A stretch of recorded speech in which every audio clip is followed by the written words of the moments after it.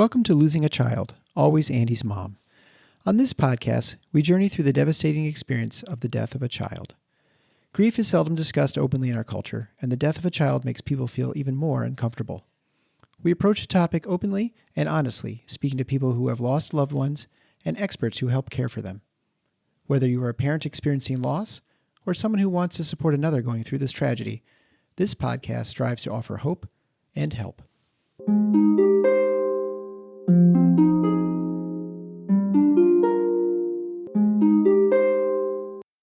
Welcome to episode 81 of Losing a Child, Always Andy's Mom. I'm Marcy Larson, Andy's mom. Today I have the pleasure to talk to another podcaster. This is Jerry. He has the podcast, The Nameless Minority, which I talked about on the program last week because a couple weeks ago now, I was a guest on his podcast. He recently started this podcast to also talk to grieving parents about their grief journey. He has found it as rewarding as I have, even though he's only been doing it a couple of months now. So I do encourage you to listen to his podcast, The Nameless Minority. If you, again, want to hear a little more of my story on his podcast, I am on episode number 4. Today, the two of us talk about his daughter, Bella, and their journey.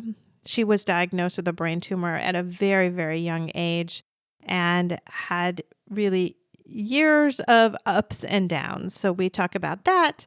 We talk about his grief journey and then really what the podcast has been able to do to help him moving forward.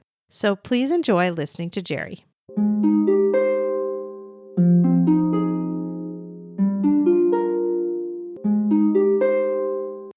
Thank you so much, Jerry, for agreeing to come on the Always Andy's Mom podcast today. I really appreciate it. Yeah, it's my pleasure. Yeah. So why don't you start out by just telling the audience about your daughter, Bella, about what she was like as a kid growing up and just things about her.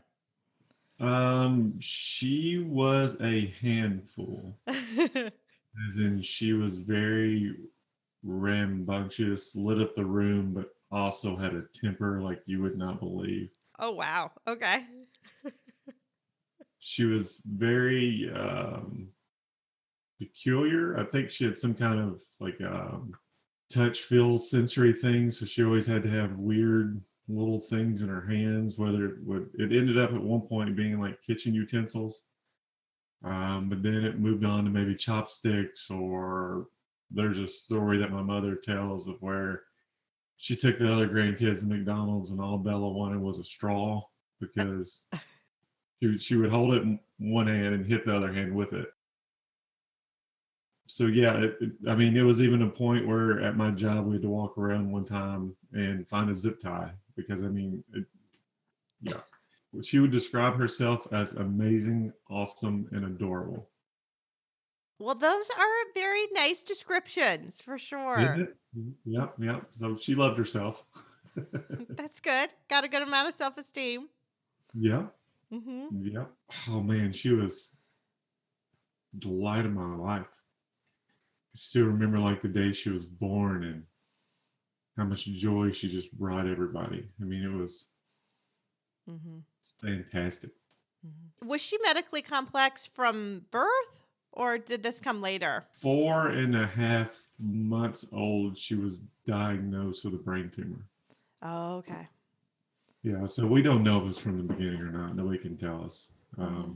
She had a lot of weird things, like she would projectile vomit, and we had no idea why. So we assume it was just part of that, but nobody can really tell us. Mm-hmm.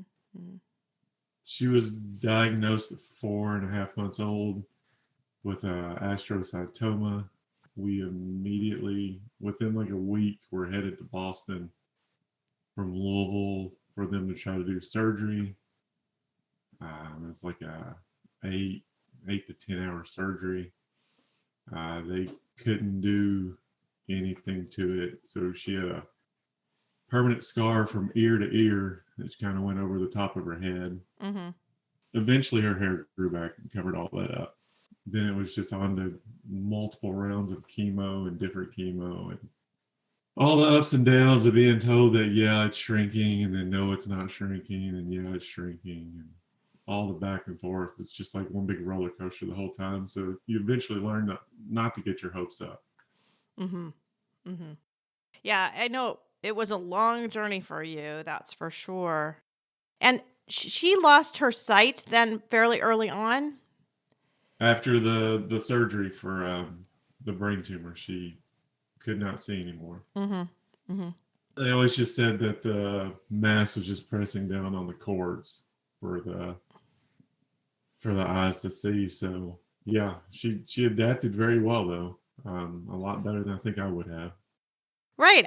I think that probably has to do or has a lot to do with her sensory kind of stuff too, right? That's how she explored her world a lot more than other kids would rely on sight more, and she didn't. So I think that made her unique in that way. Yeah, I'll tell you, you could never sneak up on her. Yeah. Huh? You know, like small kids, you can just walk up behind and kind of go boo or whatever, and they'll jump. You could never do that to her, and she would just give you like this smirk, like I have no idea what you're doing. That's awesome.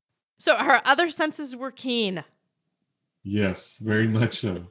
Very much so. Yeah. And I know you told me about her love for music too. She loved that. We always deemed her a music snob because it was always like, when people had CDs, it Mm-hmm. was always one particular song that she wanted to listen to over and over. There's even a story of we're driving back from Nashville because we ended up going down there at one point for chemo. There's three adults in the car and Bella, and we're like, she's asleep. It's fine. Go ahead and change the music. And as soon as like she stopped the CD, she woke up and she goes, "No." We had to put the CD back in. Yeah, very peculiar and had a love for music. I mean, anywhere from bluegrass to folk. A buddy of mine's local band. I mean, it was all over the board. Well, very cool. So she didn't want you listening to just kid music all the time. At No, least no, it had a little bit of interest to it for you.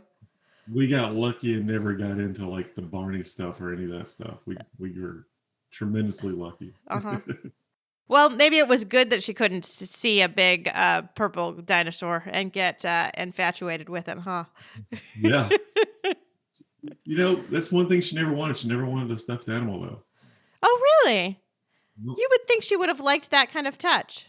No, she had a blanket that Okay. like we had to go find multiples of this blanket because Uh-huh. it was what she down with it, go to sleep with every time. Well, very good. Good. Yeah.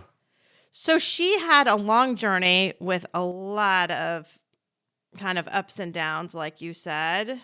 And did you have other children then too? I eventually, after Belle and I's mom split up, had another child, but there's a 3 years age difference, and Mm-hmm. he is now 13 and remembers nothing except for what people have told him. Oh, yeah. Mm-hmm. Mm-hmm. Yeah, so he knows all the little funny stories, but he doesn't know a lot of the bad stuff that went on. Yeah. Well, that's a good thing in some ways, right? It's hard. I know. I think about my own kids and having to live with the messiness of that is really a challenge. But it's good that you're able to share the good stories and the fun stories for sure. Yeah, yeah, Mm-hmm. yeah. There's a story of Bella was speech delayed, any kind of delay you could think of. I mean, never really learned to walk on her own. Like was to the point of learning to walk on her own when everything kind of just went downhill. Mm-hmm. But she would always say why to anything that you said. She would say why. And I had a buddy named Joe, and she would say Joe is a girl, and we'd say no, he's a boy, and she'd say why. Well, finally one day her mom said because he has a penis. Mm-hmm. So then it became Joe is a boy, penis. Now keep in mind she has no filter, Yes. and she could say this out in public. So one day her mom and her are walking to the grocery store, and she's like, "Joe is a boy." And Jennifer just kind of put her head down, and she goes, "Penis." And she goes, "Bella, we have to say that at home." And she goes, "Joe is a boy, penis, at home." So that just became like every time she said Joe is a boy, you just kind of put your head down and just kind of waited for it. Yep. That's one of the best stories, though. Oh. So it must have been hard to go through all of this without being with her all the time, too, right? Because then did you have kind of joint custody with your ex-wife, or how was that? Yeah, we did. My work actually let me go to a majority of the doctor's appointments. So we were still civil enough that we would ride down together Oh, good. Mm-hmm. from Bowling Green to Nashville. And I could be at a majority of those. Now, like the physical therapy and stuff, I never really had an opportunity to be at. But those are the things that I never liked to watch, anyways. Yeah. So, but yeah, I had opportunity to be around as much as possible. It's not good to be going through a divorce and then have all of that other stuff compounded onto it. Mm-hmm. Not a good scenario. No, I imagine not. Yeah, it's hard enough going through each of those things individually than going through them together at the same time. Yeah. So, talk about what happened then when you said towards the end when things kind of got worse. Was that a rapid decline or was it still long and drawn out? They thought it was going to be a rapid decline. Mm-hmm. We just noticed her speech started to slur, whereas she could talk really well. And then she just kind of wasn't herself for a little bit. And then they kind of just told us there's not really anything else we can do. And then she got to the point, and I think they told us by Christmas that they Mm-hmm. thought she would pass away. And I think that would have given us like 2 months, How old was she then? 5. Mm-hmm. The last 3, 4, 5 months, maybe, Mm-hmm. she pretty much laid there with no verbal communication or not Oh. being able to move. She would grin every once in a while, but that's about all we got. I mean, not anything else. Just feeding tube, Mm. hospice care, and I can tell you that there's probably not many hospice who have taken care of a 5-year-old child. So that was a struggle in itself. Mm-hmm. I mean, yanked the feeding tube out a couple of times when she could, and Yeah. then to have people who don't know how to put it back in was a struggle. But yeah, that was about the last 6 months. So when I tell you that I would not have her back, I would not have her back. Not in the way that she was the last 6 months. Mm-hmm. I would not want to see her go through that at all. Mm-hmm. So, talk about her kind of those days and weeks after she died and what that was like then. Because you go from this trying to be a caregiver and watching her suffer like that and to this transition. I think for myself that once we found out she had a brain tumor that, what do they call it? Survivor mode. Mm-hmm. Mm-hmm. That's all that I went into. And then after she passed away, I only took a week off work because I did not want to sit at home. That to me was the worst thing possible, was just to sit at home and just think about it. Mm-hmm. And I believe it was my mother said, "You should run. It's a good stress relief." Okay. And I thought, that's the dumbest thing I've ever heard. I mean, why would I want to run? I couldn't even run a mile the first time I went. Mm-hmm. I eventually, after 2 years, I think I ended up running like 350 Ks Wow. because I had ran so much. And I believe that was just my way of dealing with it. It was my time alone. I do remember after about a week, everybody seemed to disappear, Yeah. like all the friends and everything. And I'm sure it's because they don't know what to say. They don't know what to do. Yeah. So anytime like I know somebody goes through anything like this, my first thing is I'll tell them is I'll text you or call you in a week Yeah. because make sure somebody's there for them. Mm-hmm.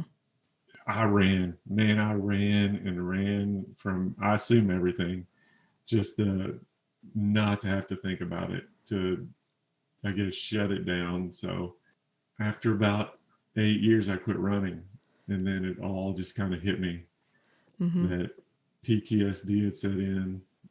I don't have many emotions. I couldn't tell you the last time I cried. Mm-hmm. So I have, now I deal with that instead of running all the time. Yeah. Yeah. So you just kind of shoved it down, you think? Oh, yeah. Shoved down the Gosh. grief and tried not to deal with it. Yeah. I mean, there were still times that things happen, but for the most part, I mean, I didn't deal with any of it. I don't think I knew how. I Mm-hmm. don't think I even remotely had any of the resources to try to deal with any of it. Yeah. I know I recently was on Twitter and a woman had written, "My son died today. I don't know how to go on." And she had a lot of kind of people writing her some positive things, but there was one man who wrote, "This is totally inappropriate for you to say this. I lost my son. You just stuff it down and forget about it." And then someone kind of berated him a little bit and he goes, "I've lost my wife and 2 of my 3 kids. You just stuff it down."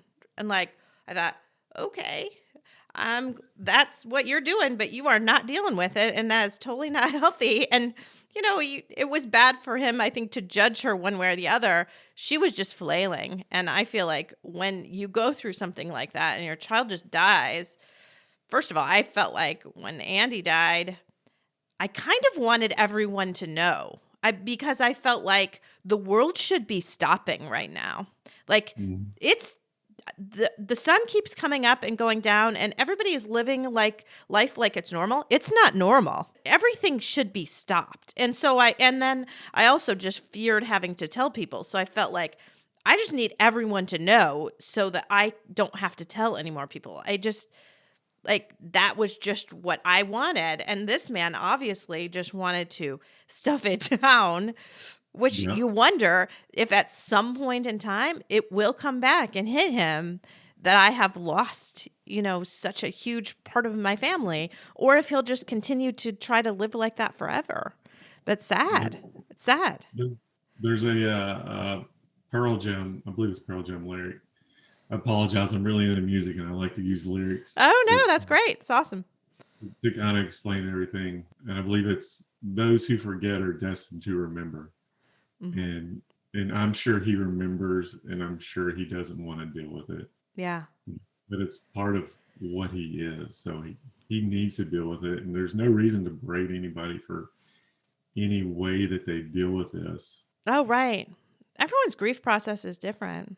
Oh, everybody's. Hmm. It's amazing how different it is. Yeah, I spoke to a woman a long time ago now, probably over a year ago, who did not realize that she had an older brother, I think, who had died. Her mom never talked about it. It was the oldest. He died at 4 months. It was just not discussed. He got some sort of illness, went in the hospital, died. And she found out about it. She found a picture of him when she was young, and she was told that was the brother. And then she found his plot at the cemetery, and she would go visit him without telling her parents that she would go visit him. And her mom finally started dealing with the death of her son, with this grief, on what would have been his 50th birthday. She It's a long time. never dealt with it for 50 years. And then after 50 years, then she did. Then she talked about him. Then she opened up. But it was just in her mind, it was like, just move on, just move on, just move on, but never dealt with it. So I'm glad, though, that she was able to eventually do that. But it does show that you can shove it away for as long as you can, but that doesn't make it go away. So at some point in time, it can still pop back, and there's still time to heal, even a long ways down the road. Yeah. Yeah. I used to get upset when I would go back to my hometown and my cousin would introduce me as this is Bella's dad because I could see the look on everybody's face. And I was like, why are you introducing me this way? Mm-hmm. And she goes, well, it's who you are. And I said, well, It's part of who I am. Mm-hmm. But you don't have to introduce me that way because I don't need to see that look on their face every time. Mm-hmm. He's like, I never thought about that. Yeah. I'm like, just give it a rest. Yeah. It is hard. It's a hard balance to know where to go with that, right? Mhm. I recently had to rewrite my bio for that's online for patients who are like trying to pick their pediatrician because of course it was terribly out of date. It said I had 3 kids. It said it was all written for when Andy was alive. And then I had so many people say, you just need to be honest. You need to put it out there. If they don't aren't okay with you having a dead child, basically, then they shouldn't have you as their pediatrician. And I like, okay, well, yeah, but I'm still like a fun person and I'm still a fun doctor to have. And I still am going to talk to them about their sports and their fun things when they come into the office. So I feel like if I just put that in my bio and not the rest of it, that's not fair either, right? Mhm. I don't want the first thing that a patient thinks about when they walk in the room is the fact that I lost my son and that my son's Yeah. dead. That can't be the first thing. It can be there, and I think it's an important part of me, and it's something I didn't want to ignore, so I did put it in there. I put something about the podcast. I ended up wording it like, because of my care for families and my love for caring for children and families, I've started a podcast after the death of my son. And that's how I ended up wording it, because I don't want people coming in just feeling sorry for me. I want them coming in knowing this is her passion. This is what she loves to do. She loves to take care of kids and she loves to take care of families. And she will take care of your kids and your family too.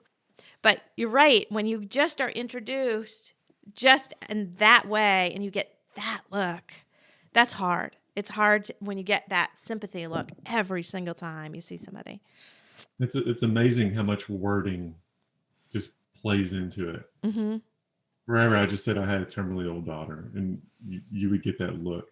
Mm-hmm. Now I say I was blessed with a terminally old daughter, and then there's more of a smile. Yeah. It's just the wording. Yeah. That's all it is. Yep. So yeah, I got up. My work sent me to Atlanta for training, and the first day you wrote somebody's name on the board that inspired you, and I wrote Bella Shoemaker really big on there. And the last day they says, anybody want to talk about this? And I work in retail. Mm-hmm. And I stood up and said, listen, I was blessed with a terminally ill daughter. I went through about 6 years of rounds of chemo and multiple surgeries of replacing a shunt and fixing a shunt and Mm-hmm. doing this and this. And I don't tell you this for any sympathy whatsoever. I tell you this because when you think that you're having a terrible day, somebody is having a worse day. Yeah. You don't believe me? Head on down to a hospital, a children's hospital, or a cemetery, Mm-hmm. and you will see that somebody is having a worse day than what you're having. Mm-hmm. Your stuff does not mean anything right now Yeah. because it's not important. Yeah. And they all just looked at me like, what? Yeah. Because I am not the emotional guy whatsoever. I'm the guy who uses sarcasm as humor for everything, just to deflect everything possible. Mm-hmm. It's funny that when you have that mind shift, though, looking at other people, because I certainly had that, in the first months for sure after Andy died, and I would be in a store and I would see a family with 3 kids. I would just look at the middle one. I would just always look at the middle one and I'd think, oh, you are so lucky that your family is whole. And, and I would think that. And then I had this mind shift just one day where I looked at that family and I thought, I don't know that there didn't used to be 4 kids there. I don't know that. It was one day that we went to a restaurant and it was just the 4 of us sitting in a booth. And I thought, boy, from the outside, we look whole.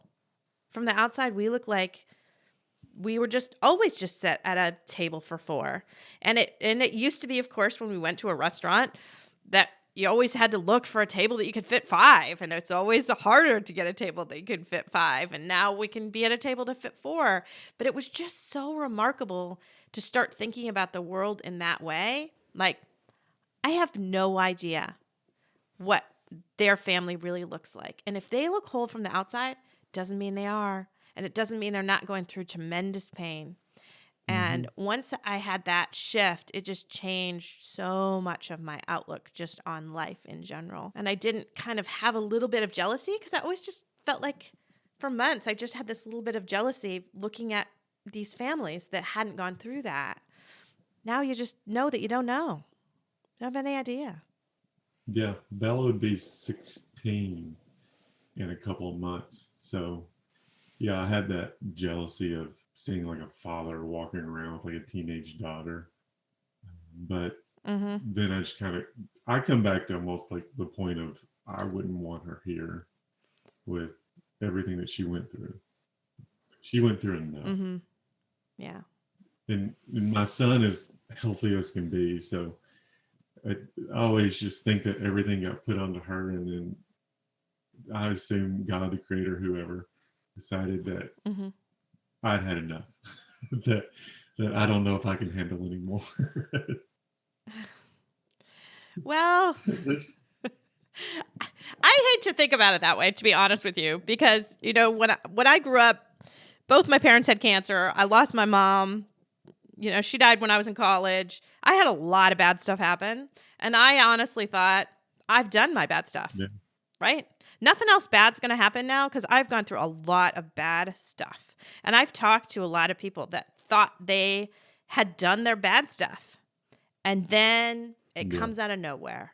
And it, you know, I mean, Andy obviously was killed just instantly in a car crash. So I don't have that time of watching him suffer. We were just having a normal conversation, and 5 seconds later, he's dead. I mean, so I can't always think about it that way, like the universe owes me one, because it doesn't. And you just don't have guarantees on what's going to happen. And just because you've gone through a lot of turmoil doesn't mean you can't again. So it's a nice way to think, but gosh, I guess I thought that way. I used to think that way until this happened. And then I realized you can't think that way. I think maybe it's just a balancing act for me. Like, you kind of just bring the scales level. We're out to where I need them right now. Yeah. Absolutely. So those first 8 years, you said you ran, and then it kind of hit you. So talk about what that journey has been like these last 2. It's been therapy. Trying to find emotions, I guess. And it's strange when they try to pop back up, but there's not many there. And even the people at work, they always tell me that I don't have many emotions, but that's a benefit there, because I'm not going to yell or scream at them. So it's just kind of like, I don't understand, you know, the kind of the stare at them, like, you know, you have to explain yourself. But there's just, I don't have many emotions right now. And I'm trying to deal with it, and trying to journal, and trying to meditate, and trying to do all that stuff, but I don't feel much, like, at all as a person. It's kind of scary in a way. Yeah. Feel like you just stuffed things away for so long. It's hard to then dig it back up. And it's got to be scary to be feeling some of those things. I feel like, too, there are days that, like, I can't get emotional today, because you feel like if I let it come to the surface, will it just take over? Will I even be able to go on if I let all of this out? So I think that can be a fear, too, that you just let too much out. Yeah, the closest that I've come to crying is listening to your podcast. Okay. Well, I mean, you know, the same for mine. I hear the same thing from my podcast as well, right? And it's not a bad thing, but it's like every time I'm listening, I'm either like out running in the neighborhood or something, and like it's there. It's like right there, and then it just goes away. So I feel like when this happens, it's going to be like nervous breakdown, or it's just going to be like a floodgate. And Well, but maybe it won't, and obviously that's your fear that it will, but it doesn't necessarily yeah, mean it will. Just because you think that, yeah. it's hard to But I know. mean, It's hard honestly, to I look know. forward to it. Hmm. Like I look forward Yeah. Okay. to Well, good. actually being able to cry. I mean, it just doesn't happen. Like I hear people who, like my ex-wife told me a story that she can be in the kitchen, just be cutting an onion, and all of a sudden just cry for like 5 minutes straight, and then all of a sudden she goes, "Well, all right, now I gotta keep on cooking." So she's, and I'm like, Yeah. I'm the opposite. Like I don't have that, Yeah. but we all deal with everything in our own little ways. Yes, absolutely, and it's okay. Either way is okay, for sure. I know I have people in my family too that just don't cry, and Yeah, that's okay. It's okay to be a crier. It's okay to be a not crier. I'm a crier, and it will freak people out, in the office if they mention something and I get a few tears. But again, I'm a little bit like your wife, I think, in that the tears will come, the tears go, and I just go on with my day, and it's totally fine, and I'm fine with it, and I can cry for a few minutes and feel a sense of relief that I've done that. But that's not yeah. everybody. And it does make people feel uncomfortable sometimes, which I hate to do, but in some ways I don't care, I guess, because I feel like it's probably good for them to feel that little bit of uncomfortableness and know that that's okay, so that when they're around other people, they don't like freak out with the feeling Yeah. uncomfortable, you know? So that's what I talk about, Andy. I will bring things up. I will say stuff in a more casual way, and they kind of more and more now, my coworkers don't do this. Oh my gosh, she's talking about her Yeah. dead son. They are more okay with it, knowing that I'm going to talk about it for a couple minutes. They can nod and laugh and do whatever, and it's all fine. So I feel like it's going to bless them in the future, because you come across mourning, grieving people in all aspects of your life. And the more that they can feel comfortable being around them, the more comfort they will be able to give those grieving people, and they won't feel so just alone and isolated. I always tell people just don't make it awkward. If Yeah, somebody says their right. kid passed away, ask them about their kid. I mean, Yeah. people Oh, want to talk about it. absolutely. I mean, they don't want, For sure. well, a lot of people don't want to talk about it, but there's people who like if I mention it, who just kind of, I don't want to say cower away, but they just kind of not really ignore it, but say that they're sorry or something, and that's pretty much the whole conversation. Yeah. And quickly change the subject, for sure. Yeah, yeah, and I always just tell people, ask what they were like. I mean, they'll appreciate it. Mm-hmm.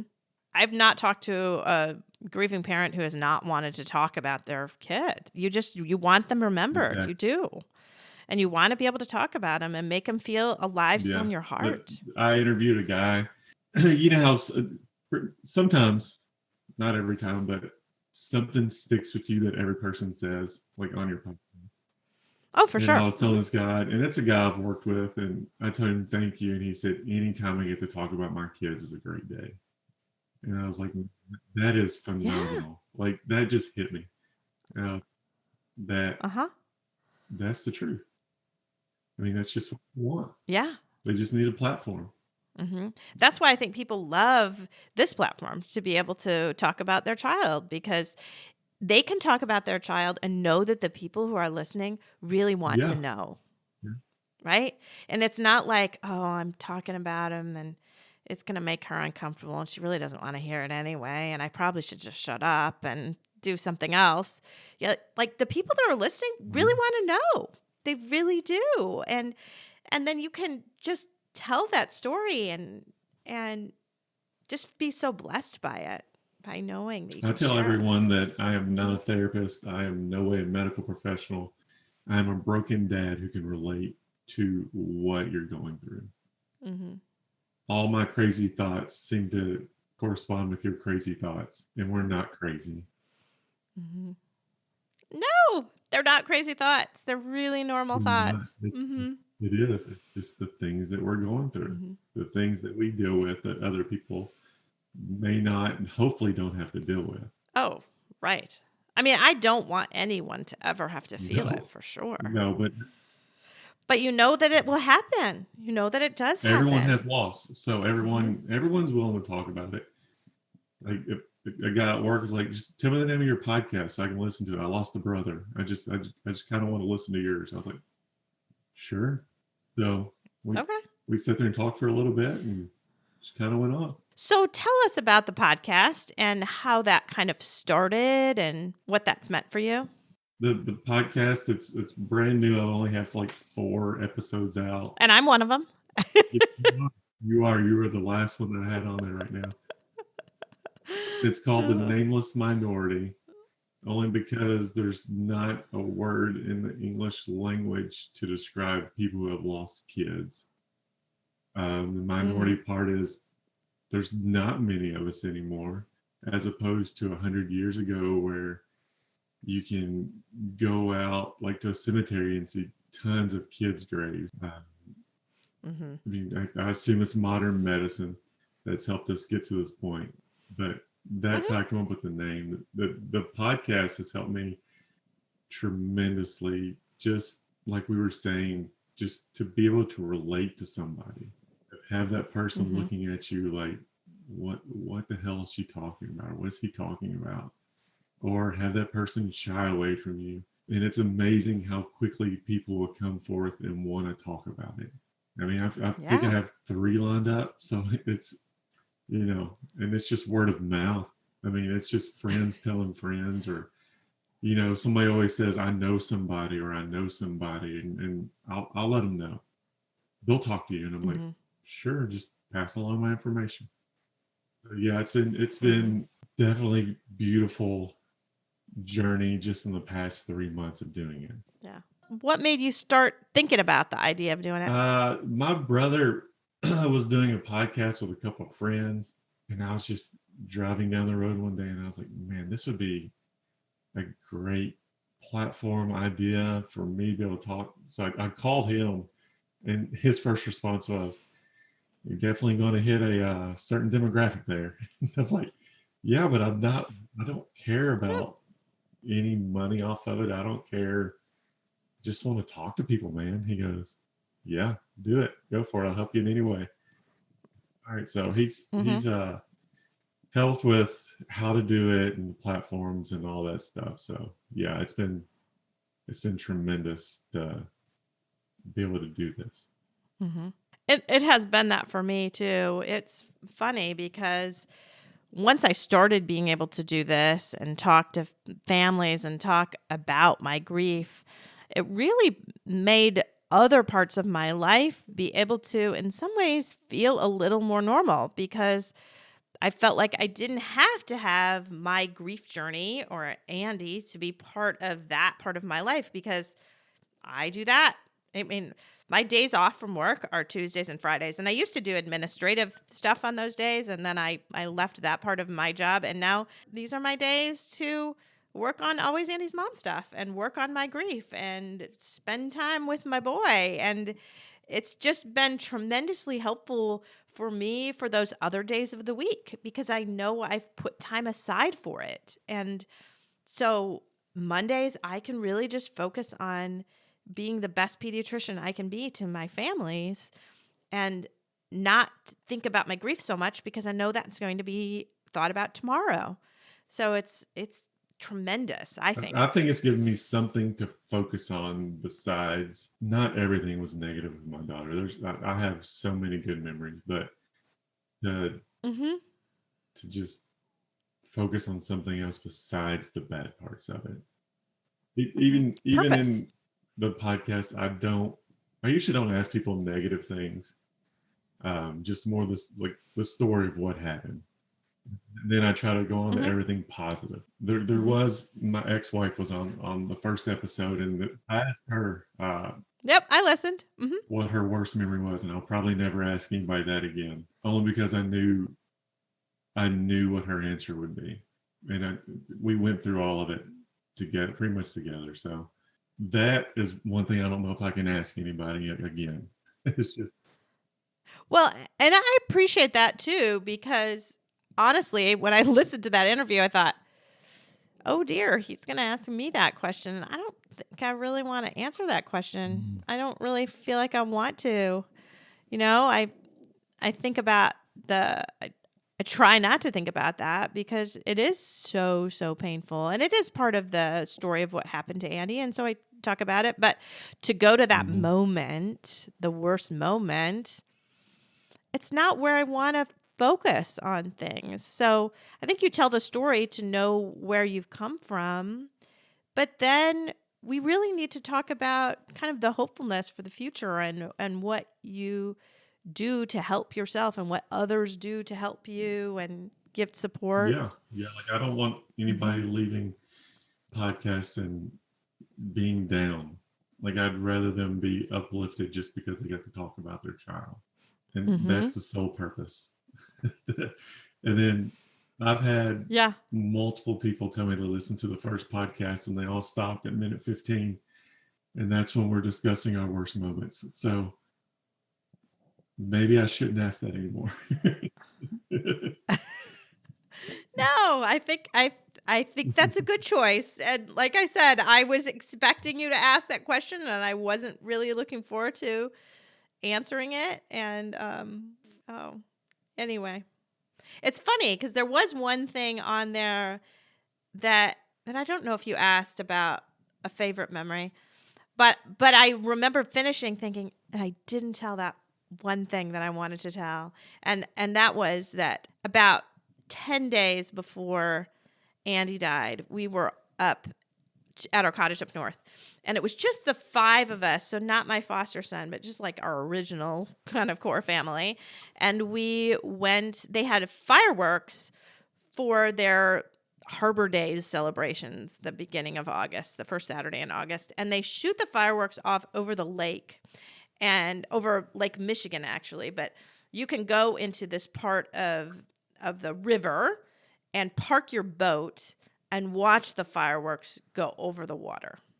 And it's amazing, and it's super fun. And we do fireworks on the 4th of July at two different lakes, but they're all kind of connected to our cottage. So we do a lot of traveling. There are 5 lakes all connected. So anyway, as background. So we like to do this and go to this fireworks. And a lot of times we have friends, family, other people. But that day we only had the 5 of us.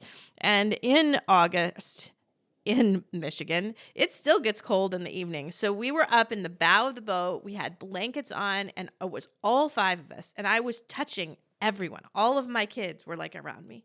And I remember thinking to myself, appreciate this moment. Really appreciate this moment. Because I thought, in a year or 2, they're not all going to be here. My daughter's going to go off to college. My boys are growing up. We're not all going to fit up in the bow of the boat, cuddling together.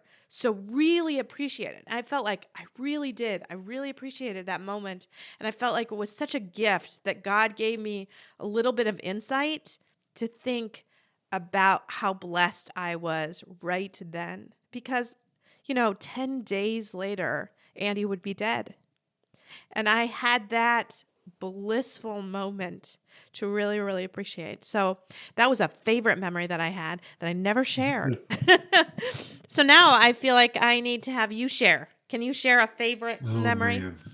I don't know if I have a favorite memory. Yeah, and obviously it wasn't like my favorite memory, but it was just a favorite that I thought, oh man, this would be a cool one. I'm going to tell you my favorite and my worst memory, because to me, they are both. All right. Okay. So we're at the point where Bella can't move. She can't talk. She can't do anything. She's just laying there, right? Like we would take and hold her and everything. And I'm getting ready to go to work. And I grab her and I'm like, Bella, I wish you just tell me I love you one more time. You mouthed, I love you, without a voice coming out. And that is my best memory and my worst memory. That's the one day that I went into work Mm-hmm. and I made it about 5 minutes and I turned back around and I left.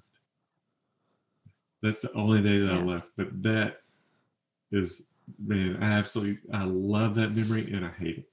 I wouldn't trade it for anything, Yeah. but, and I can still picture her doing it too. So yeah, I mean, Yeah. it So it was a true blessing. I mean, to get that. I mean, what an answer. it breaks my heart, but it fills my heart like in so many different ways. It's yeah, Mm-hmm. and I may have told like 10 people that story, but I mean that Yeah. is my favorite story. Yeah, to me, that's better than teaching her Yeah. how to kiss somebody or watching her hug somebody. For me, I mean, that is my favorite story. Mm-hmm. I love that. That's awesome. She was the kind of girl who would just hug you. When she hugged you, she hugged your neck so tight that it was just, it made you feel whole again. She hugged you. I mean, it was fantastic. No. When she first went blind, I had this really long goatee, right? And I wouldn't shave it. And everybody's like, why don't you shave it? And I'm like, well, so when somebody picks her up, the first thing she does is she touches their chin. And then if that's not there, she touches the back of their head to see what their hair's like, to see if it's her mom. Because she wants to know. And they were just like, good answer. Yeah, so nobody ever told me to shave that thing off. Yeah. Because she knew it was Yeah. her daddy if she Yeah. felt I that. mean, she figured things out. Yeah. She was a trooper through all of it. Mm-hmm. So what other things do you feel like you've learned through doing this podcast? Oh wow. Everybody grieves. Everybody grieves different. People do want to talk about it. Mm-hmm.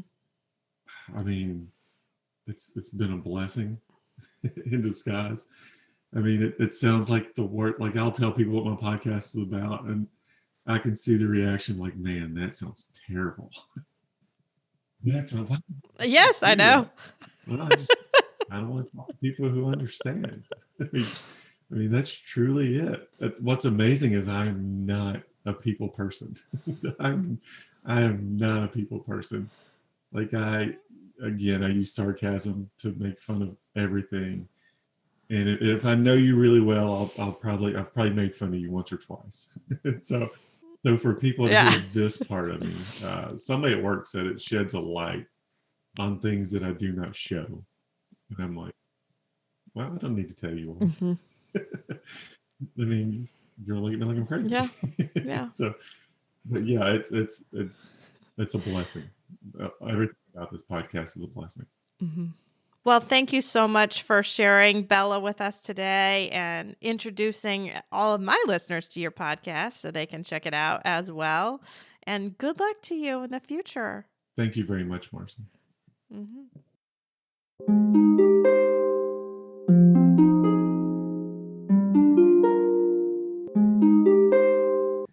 Thanks for listening to Losing a Child, Always Andy's Mom. Please subscribe to the show on your favorite podcast player. We are always looking for new show ideas. If you'd like to be a guest, know someone who'd be a great guest, or have a show idea, please email us at marcy@andysmom.com. Be sure to visit the webpage, andysmom.com, for more content, including Marcy's blog. There you can also sign up to receive updates via email.